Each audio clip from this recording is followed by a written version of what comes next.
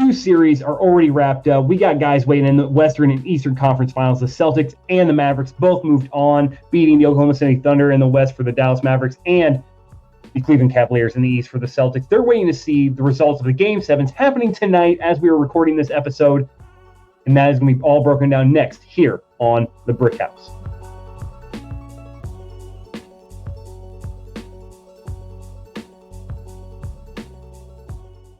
Welcome into the Brick House, and before we get into all that great, amazing NBA playoff action, I want to give a big shout out to one of our affiliates, and that is Vivid Seats. If you are a big sports fan like me and you want to go see those games live, the NFL schedule just got released. The NBA playoffs are in full swing. The NHL playoffs are in full swing. Baseball's going on. This is the time to be a sports fan. Go get your tickets from Vivid Seats. The link will be in the description of this video, and get to those games. And guess what? If you're not a sports fan, I don't know why you're watching this, but they got show tickets. They got all the tickets you need to go see all of your events all year long. So check out Vivid Seats. The link will be in the description of this video. But before we get into the Game 7s happen tonight, which is going to be insane, we're going to start out west with the Dallas Mavericks and Oklahoma City Thunder Game 6, which saw the Oklahoma City Thunder control the game the entire time, led by as much as 17 points, and faltered in the final minutes, allowing the Dallas Mavericks to move on to the Eastern Conference Finals in a series that a lot of people thought was okay. They thought that regardless of who came out of this, they were going to get their ass, get their shit pushed in come Western Conference Finals, because they're going up against either the Nuggets or the Timberwolves. The Nuggets showing the resiliency, which we'll get into later, and the Timberwolves showing exactly who they are, one of the best defensive teams in the league. I had picked the Thunder in this series. I thought that, even though Dallas Mavericks had a lot going on with them, Luka seemed to be a little hobbled going through this series. You weren't sure if Kyrie was going to be able to carry them if he was out. Oklahoma City had a lot of youth, which showed up in Game 6, as we saw. That's why they're no longer in the playoffs, but this is a big learning experience from them. But, Gage, I'll get your opinion here, man. Did you think that the Oklahoma City Thunder could overcome their youth in this matchup, or do you pretty much saw this going the way it went? In the initial, I thought they were just going to out talent and out health the Mavericks going forward. But it became very evident in games 3 and 4 of how the series was going to get dictated. The experience on the Mavs, having been there before, Luka just playing through it and Kyrie picking up the slack where he needs to be, and Lively and PJ Washington coming out and really showing out for role players and really getting them over the hump, which is what you need in the playoffs. You need those guys that put up 16, 17 on nights where you need them to put up 16, 17, and your stars only put up 28. And that's just things that get you over the edge. And, you're right. 100% right. And the Thunder, it's just one of those old sports things. It's just too early. It's just too early for them. They needed this year to get bounced out. They need to get the experience against a good experienced team and then come back, because I think the median age on the team is 24. Oh, it's so young. It's insane. I think they have good, solid pieces to build around SGA and Chet, and they just need to go out, maybe get a little more veteran presence, or just roll with the guys they have that now have a year of experience and see how it goes. I think there's a good project, and I don't think if you're a Thunder fan, there's nothing to look down on, because I don't think their expectations were this high anyway. Absolutely not. And plus, let's not forget, they have multiple first round draft picks over the next 5 years, and they're all going to be top 5 protected picks. It's insane, right? And they're playing out of their mind. But I want to look at this from the Dallas Mavericks side of things real quick. And yes, they won the game. Yes, they won the series. But very rarely do you see a team win a series when they double the turnovers, or win a game when they double the amount of turnovers as their competition. But that's exactly what happened. The Dallas Mavericks had 17 turnovers compared to the Oklahoma City Thunder's 8. They shot worse percentage from the free throw line. Where they outclassed them was from the three-point line. They shot 11% better from the three-point line, and that ultimately is what got them back in this game, was just raining threes from the look of it. I mean, I just don't, as a Celtics fan, I am used to seeing us lose games purely because we turn the ball over too much. The Dallas Mavericks moving forward cannot afford to turn the ball over against the teams they're going to be going up against, because they are not inexperienced. They're not full of youth, right? Like the Oklahoma City Thunder are, who, we were waiting to see when it was going to rear its ugly head based on the season they had. There was going to be a point in time where it had to catch up with them. It just happened to be in the second round of the Western Conference playoffs against the Dallas Mavericks. But Dallas going forward, they play this style of basketball. They are absolutely going to get swept by whoever moves on between that Nuggets and Timberwolves series. It just, there's no doubt in my mind, you cannot play this style of basketball against those teams and not get absolutely crushed. I mean, we already know the style of defense that Denver can play and how their team lines up with Jokic running the point, point center sort of position that he does. Turning the ball over for the Mavericks is unacceptable against a team like that. You will not win. That being said, the Mavericks found themselves in a very sort of early on kind of weird situation. We were kind of looking at that series, looking at that, sort of how things were going for them. That first game, I thought it was done. I thought that it was a no-brainer. Oklahoma City was just gonna run them off the court, especially at home. Game 2, they came out and lose by 9 points, and it's like, bro, like, okay. And then you lose by 4 in Dallas, you win by 4 in Dallas, you come home, you get blown up by 12, and it's like, what are you doing? You got to protect home court, and so that's youthfulness there. But at the end of the day, Luka and Kyrie are still clicking on all cylinders. They look like significantly better than they did last year. I think Kyrie's settled into his role on that team, understands where he's at, and like I said, I owed him an apology. I put that apology out on the last episode, and I'm sticking to it. I think that he is significantly better and has definitely changed his whole mentality and how I view him based on how he's presenting himself this year. But congratulations, Dallas fans. You are in the Western Conference Finals. And before we break down who your opponent just might be, let's go ahead and take a little trip over to the East in a Cleveland series that saw the Boston Celtics out them in 5. This is the second series that they have taken to 5 games. The Celtics have against the Heat. They obviously dropped the second game at home. Against the Cavs, they dropped the second game at home. As a Celtics fan, that really irks me. I know that, they can't win every single game, but let's be fair. If there's a game I want you to lose, it's not in TD Garden. That is home court. Just protect it for once. That's all I want. Okay, they're one of the best home teams in the regular season, and they dropped 2 in 5 games. That's unacceptable to me. And now you're going to go up to a true test, I think, because the Pacers can run you off the court if that who moves on, or the Knicks, who Jalen Brunson is literally going to go down in Knicks infamy in my opinion, because they're the Knicks and I'm a Celtics fan, and just lore for Knicks fans. Okay, let's be fair. The man is absolutely balling out, and to think that he was once a Dallas Maverick. Just remember that, people. Jalen Brunson could have been still on the Dallas Mavericks, but he's not. But we're going to talk about the Celtics and the Cavs. Obviously, Donovan Mitchell did not play the last, I believe, 2 games. There was a lot of injuries there. That kind of was a writing on the wall for the Cavs. But the role players, Marquise Morris, absolutely balled out. I mean, I think he shot 6 of 7 from 3, 27 points in Game 5, trying to will the Cavs to a Game 6. Just wasn't enough. But the key here is Jason Tatum consistently does not get the respect of a superstar that I think he deserves. A lot of times we kind of look at him as a subpar superstar. He doesn't always put up the numbers. He doesn't always put up stuff.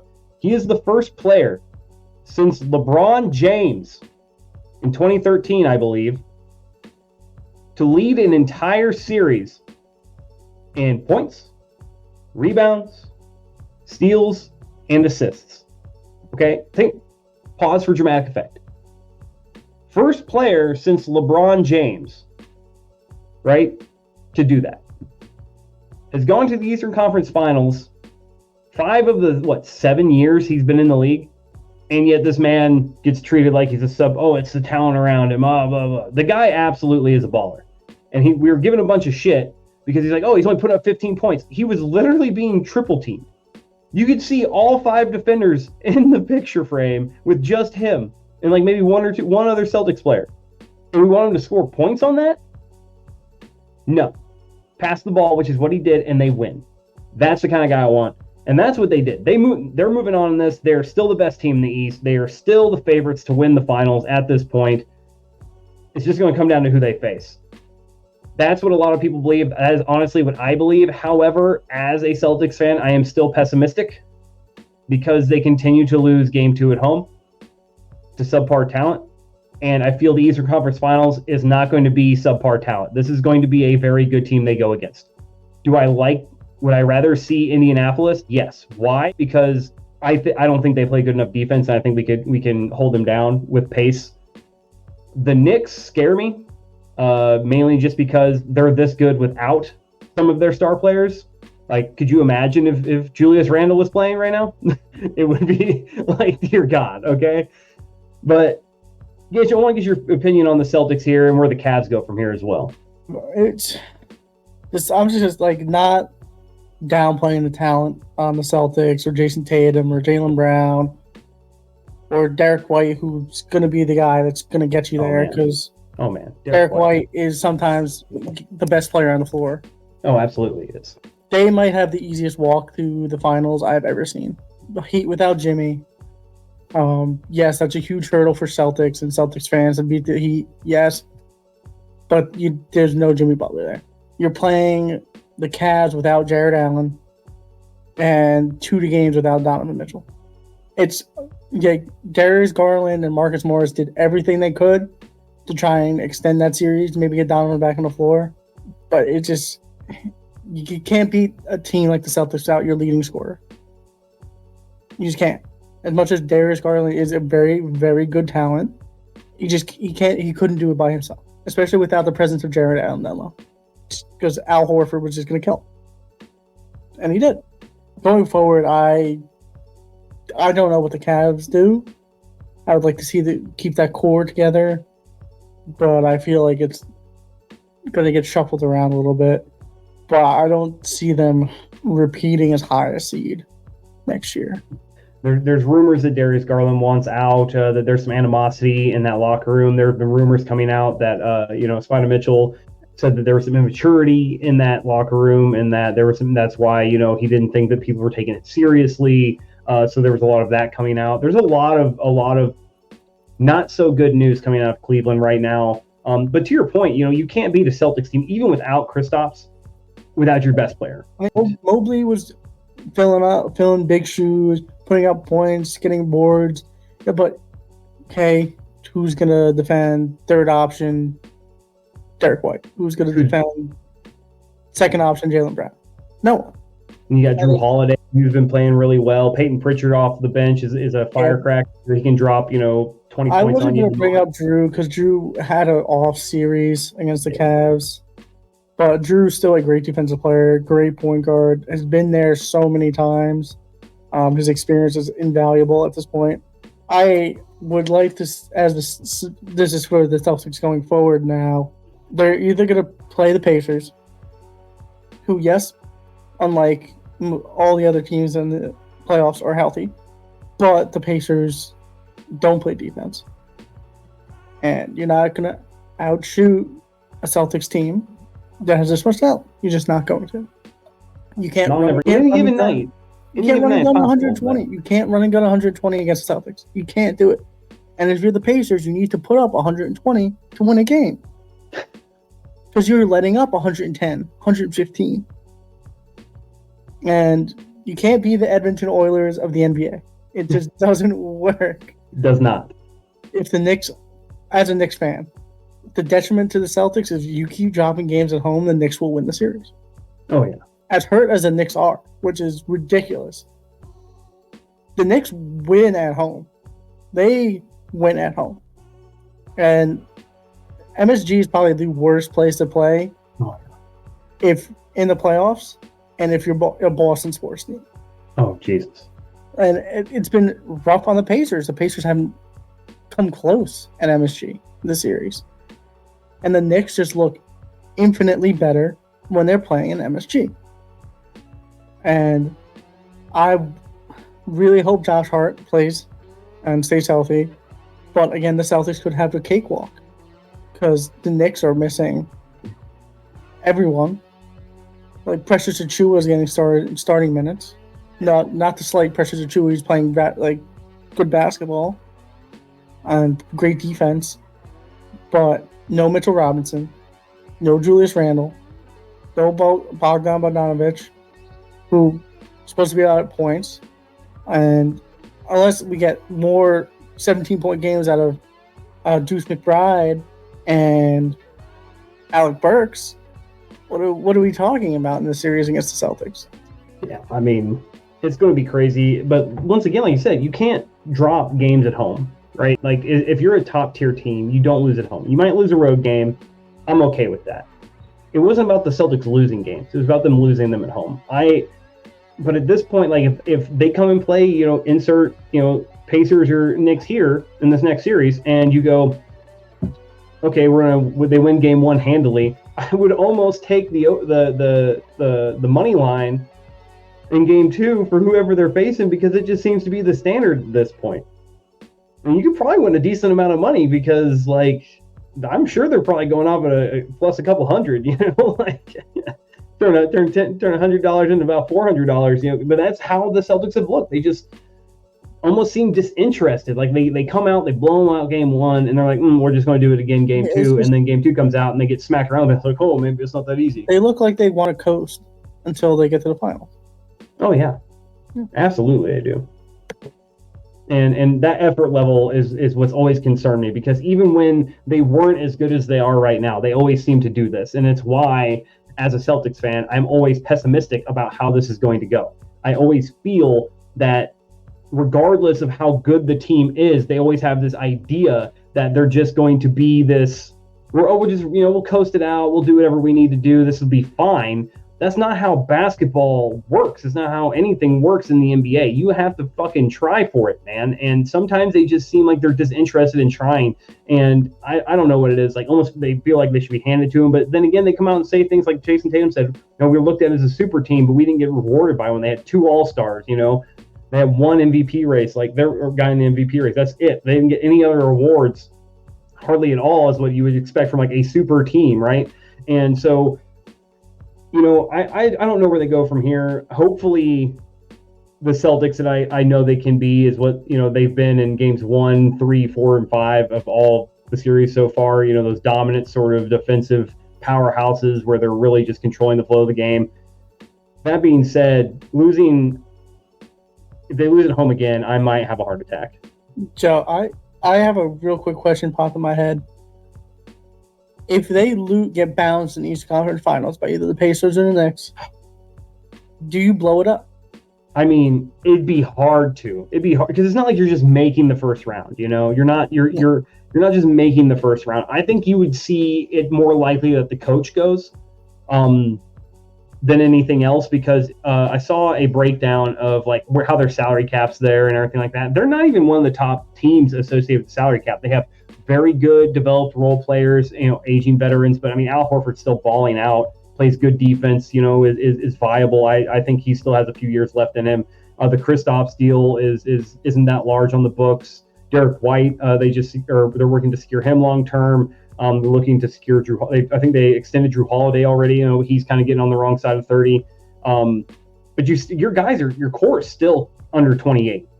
You still got years left in those guys. And to say they're not, top 15 guys in the league, like both of them, that's just, you don't get that kind of talent together often, right? And you don't want to pull like a Lakers who saw, they had this young core and they just shipped them all out to get LeBron.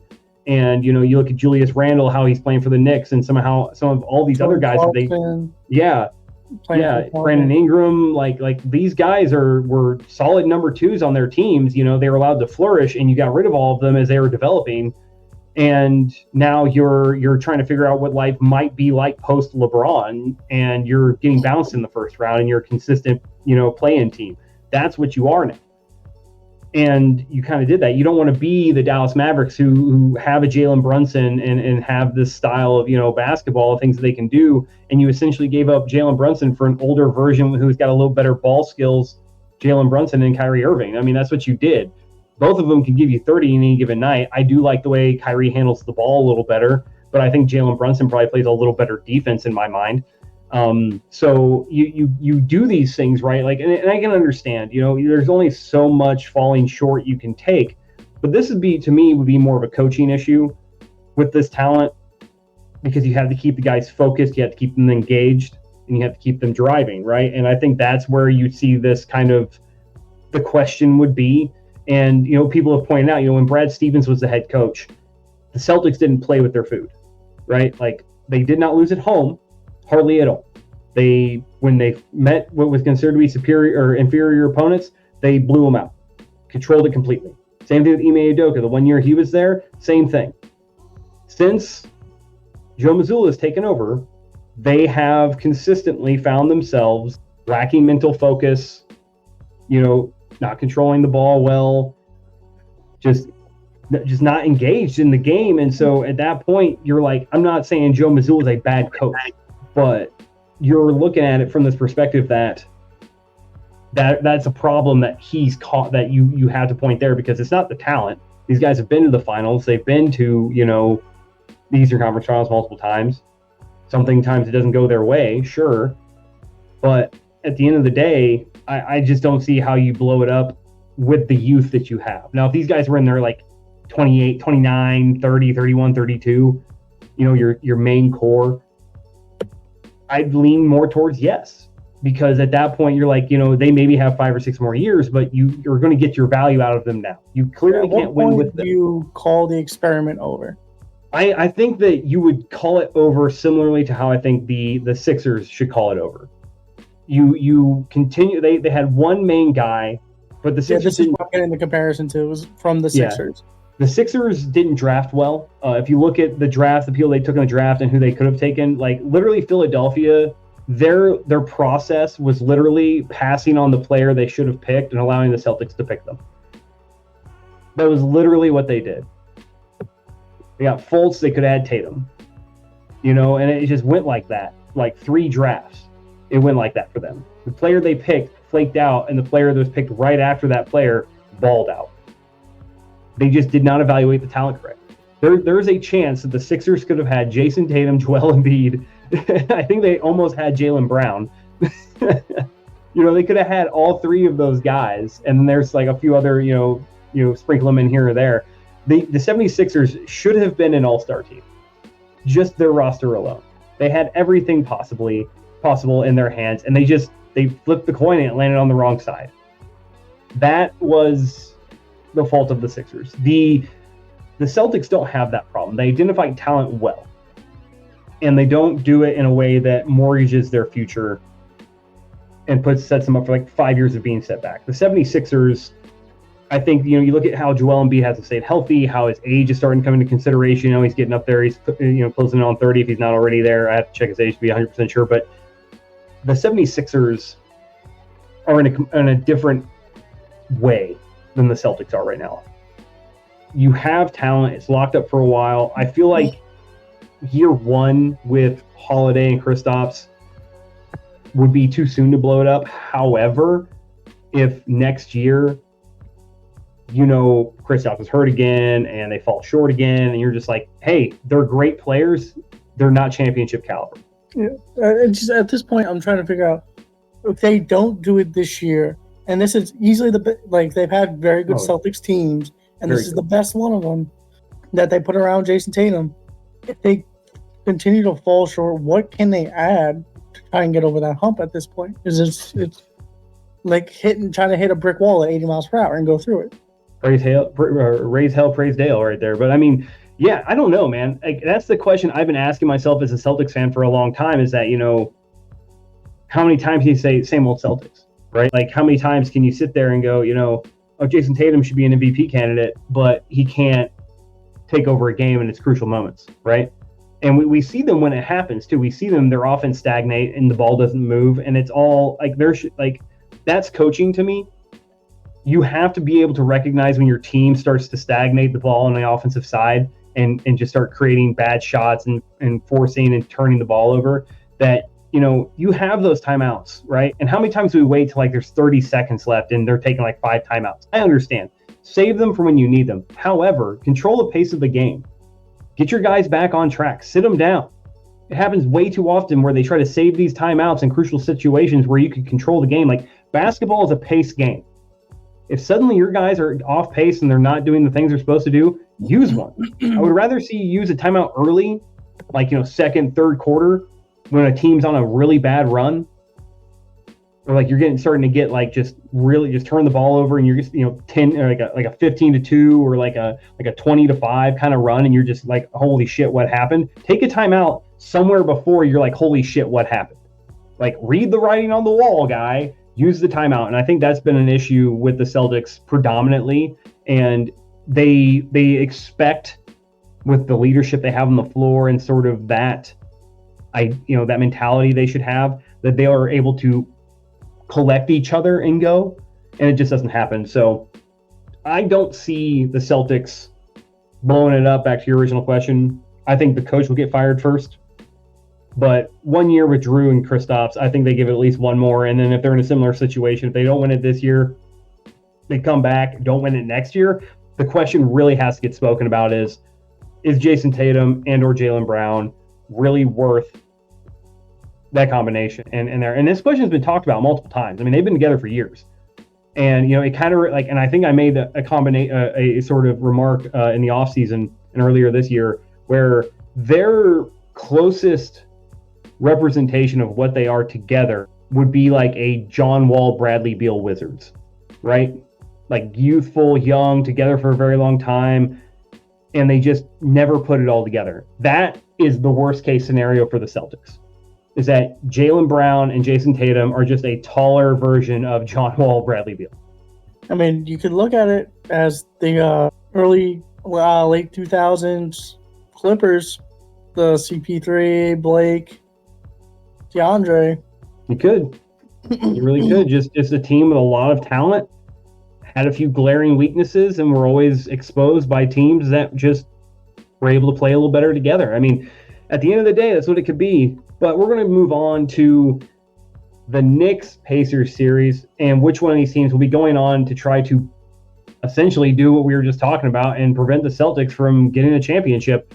And this series, to me, when it started, I looked at the Knicks, even with all of their injuries, and said, the way they play, this should be over in 6 at the most.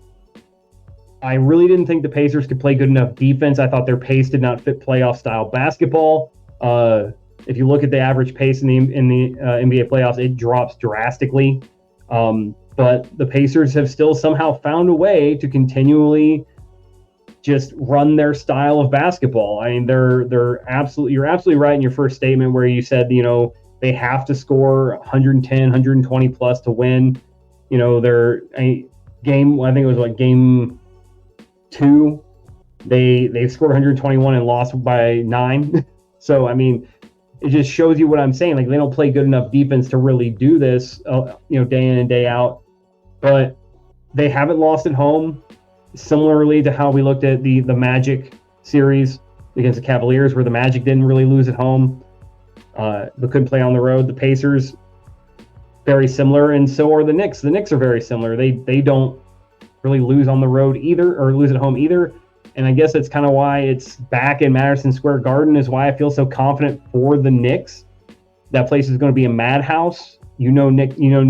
Knicks fans are out of their minds. I mean, New York fans in general are out of their minds for their sports fandom, but I don't think there's any sports fandom in New York that's quite out of its mind as much as it's the Knicks. The Knicks. The Knicks fans are crazy.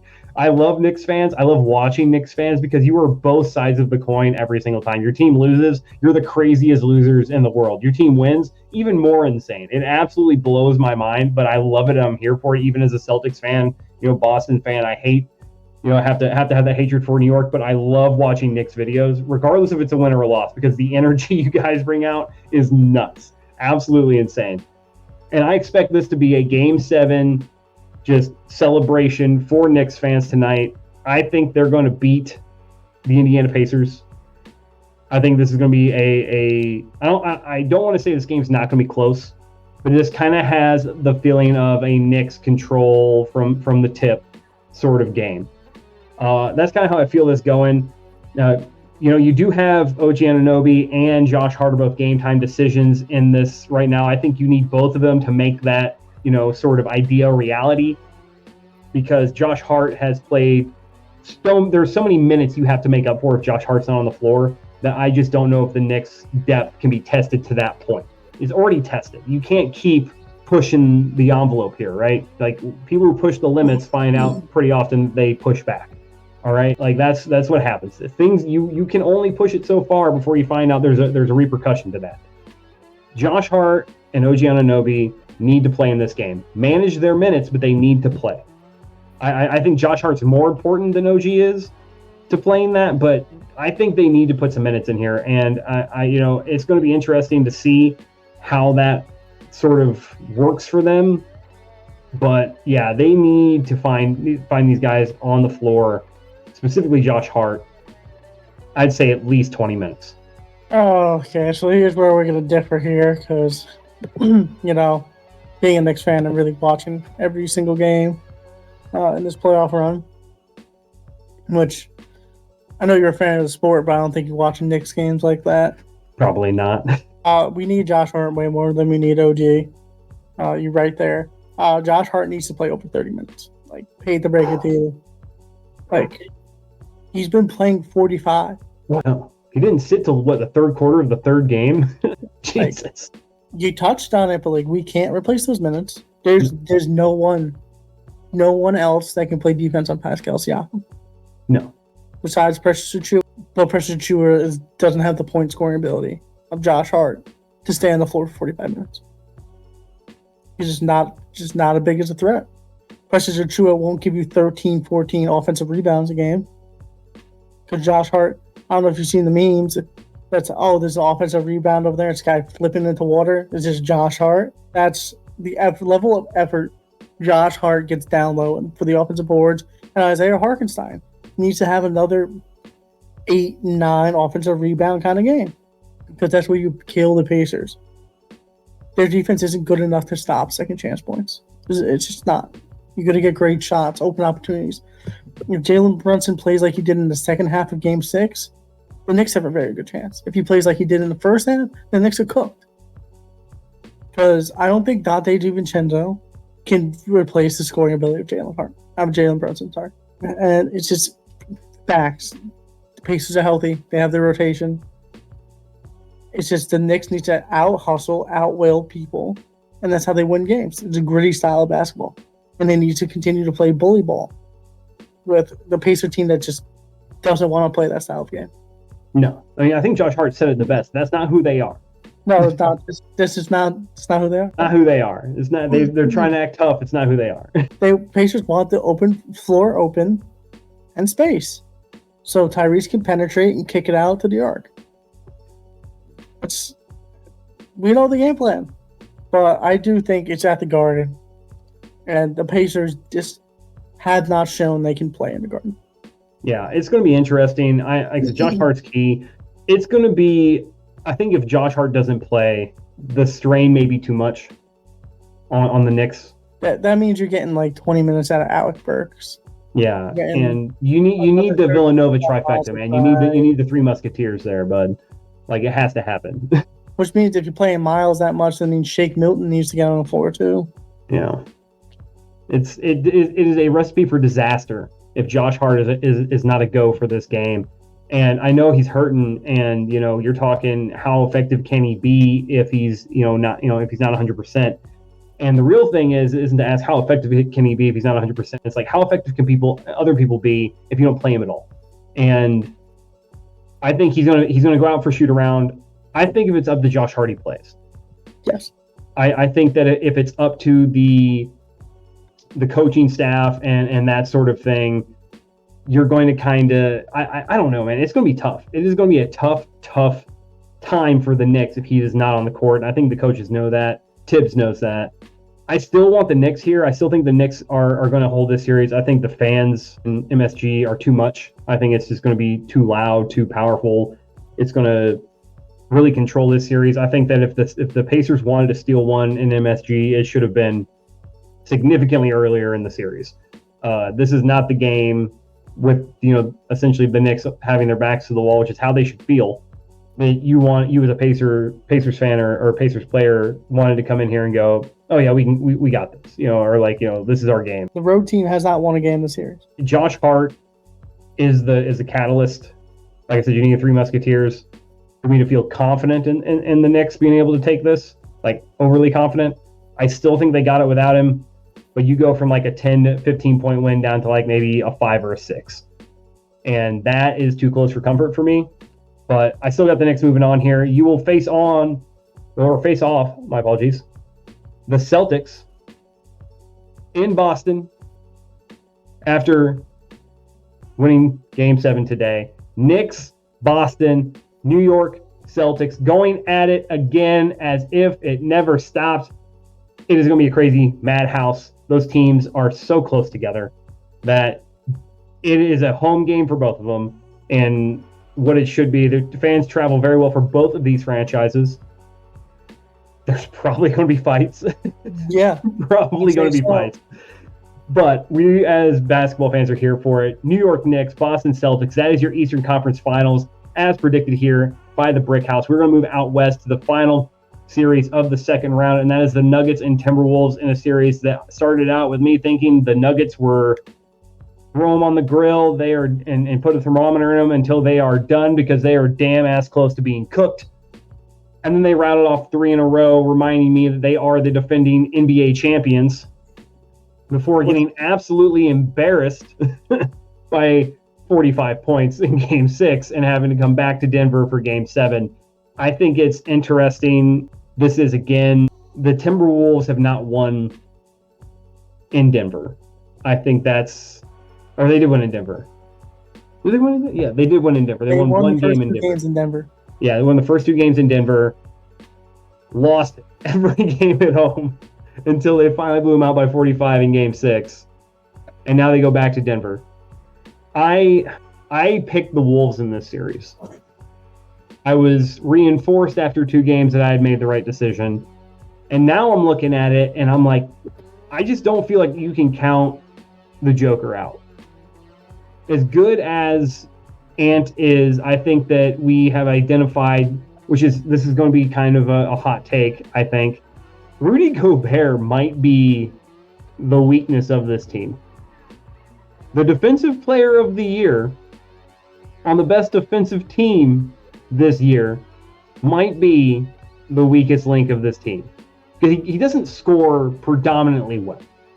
He's rebounds pretty well, but hasn't been doing so well in this series. He plays a lot of drop coverage because he can't move laterally very well. And he's going up against a guy who is bigger than he is and shoots better than he does and passes better than he does and can take threes and puts him in a defensive situation that he's not comfortable. I think that they don't play Rudy Gobert. And I think Mike Conley is one of the more important portions of this team. Mike Conley was out for a few games, for a game or 2, I believe. I know Rudy Gobert missed a game. When they were without Rudy Gobert, they still won. When they were without Mike Conley, they lost. And the first game he's back, they beat the Nuggets by 45. So Rudy Gobert, to me, shouldn't have won the Defensive Player of the Year. I think that was a Wemby thing, and they just couldn't justify giving it to a rookie on a team that was eliminated from the playoffs sometime in February. It was kind of a hard pill to swallow for the NBA, but I just don't think Rudy Gobert is a good matchup for Jokic. And I think that they're going to continue to put him in situations where they're going to get clean looks. On the Denver side of things, they pretty much said it the best. If Aaron Gordon's going to shoot like Michael Jordan, we're going to lose. But you're going to put money that that's not going to happen again. And I mean, I'd take that bet. I know Aaron Gordon's can shoot like that sometimes, but it's more like a baseball average sometimes instead of like a free throw percentage average. You know what I mean? Like, hey, he's about a 250. I mean, yeah, if you're gonna lose a game to that, like, yeah, they took it in the chin as well as they could. Like, if Aaron Gordon wants to go 16 for 17 on the floor, cool. Like, you're giving the third option on the team to beat you, and if you're gonna lose, you lose. Absolutely. And then, but now we're going to look at the injury report. As I said, Mike Conley, he has a game time decision in this game. I expect him to play. Jamal Murray, who absolutely was booty cheeks in Game 6, like there's no better way to say it. That man was straight, like booty juice, dumpster juice. You know, the weird stuff you find in nasty places. That is what Jamal Murray was in Game 6. It was not good. He's also a game time decision right now. So 2 key players, 1 on each side, both game time decisions.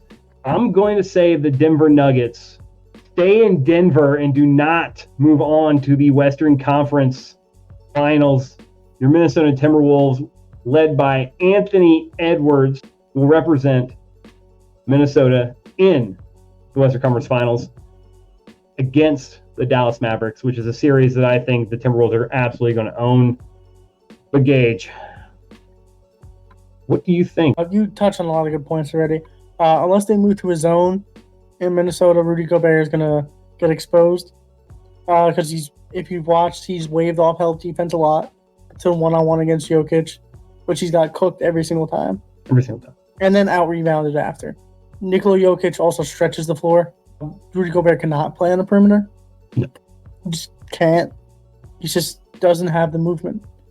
And Nikola Jokic, as big as he is, has the movement to drive, to make a move, to get to the back, to the bucket every single time.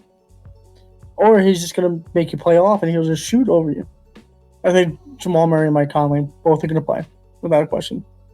Mike Conley is the best option to play against Jamal Murray for the T-Wolves. I think that showed into Game 6. It forced him into bad shots, bad decisions, and put more pressure elsewhere on the floor. Nikola Jokic looked like for the first time he was locked in on basketball during that fourth quarter, which was a scary sight if you're the T-Wolves to see that just staring, standing for the entire fourth quarter for a dude that just looks like he wants to go home every single second of the game. All that being said, yes, the Nuggets are defending champions. Yes, they have the current MVP. Yes, they've been there. They have experience. They have great coaching. They have great depth, too. All that being said, I'll go in Minnesota. Baby. I got someone on the hat train, man. I got somebody on the hat train. That's what I'm talking about. No, it's yes, Gobert's going to give up points. Yes, Gobert's going to be an offensive liability. I think crunch time, Anthony Edwards is going to put up 35. Cat's going to put up 30. And Mike Conley is going to give you a double-double. And while locking down Jamal Murray. And they cannot keep pace with the scoring and making tough basket after tough basket against a motivated T-Wolves team. I just don't think they can do it. Now that every piece on the floor is playing. I mean, this has been a way more interesting series than it looked like it was going to be through 2 games. But yeah, this is a go T-Wolves. I'm interested. I'm here for it, man. I think that Minnesota's defense, the way they play and how good they are on offense, cannot be understated. And I think that, outside of the Rudy Gobert matchup, they do match up very well with this Nuggets team. And I think they are starting to see that, they understand they have the Defensive Player of the Year, but he's not meant for this matchup. He's not meant for. He's the Defensive Player of the Year, but he's just an awful matchup against Nikola Jokic. Like every player has the one guy. They're just, no matter how well they match up against 30 out of 31 centers, it's still that one center. It gets you every time. But that's all we have time for today on the Brick House. That's right. We're done with our breakdowns. We're done with our projections. It looks like it's going to be the Dallas Mavericks and the T-Wolves facing off in the West, and the Knicks and the Celtics facing off in the East. Be sure to follow, like, and subscribe on all of our social media platforms, as well as share this video with your friends and family to help grow the Brick House community. We'll be back here breaking down the West and Eastern Conference Finals. Till next time.